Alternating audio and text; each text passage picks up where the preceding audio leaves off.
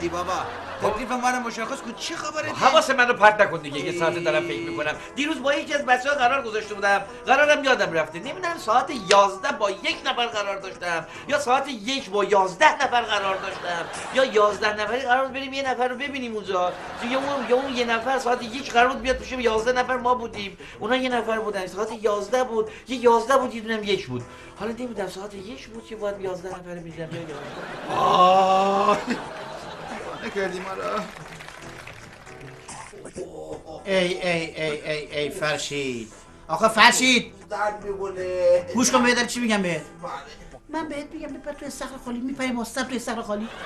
آقای دکتر بچه باید حرف بزرگتر خودشو گوش بکنه. من حرف شما رو گوش کردم. شما سر گول والیدی. من افتادم تو استخر دستم بوف شد. یعنی من بگه بیفت تو چا باید میپری تو چا؟ بله. برو بخش یک. رد شده حتی. برو بخش یک نه. چرا؟ آمپول میزنن. برو.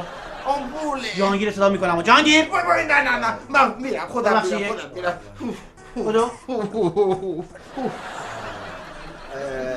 آی دکتر من دلم واسه این میسوزه. اینو حالا بستری کنی شما. آره آفرین جمشید. خیلی خوشم اومد. معلومه که داری عاقل میشی. بهت میگم بپر تو استخر خالی نمیپری. میدونی دلیلش به من بری چرا نپریدی؟ آی دکتر من که مثل این نیستم که من این خورده خلاص. آفرین. نه میگم دلیلشو میدونی چرا نپری تو استخر؟ من مایو نداشتم.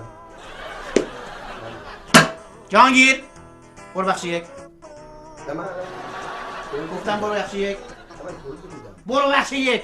مایو نداشتم ولی جهانگیر میدونم برو بخش یک. مایو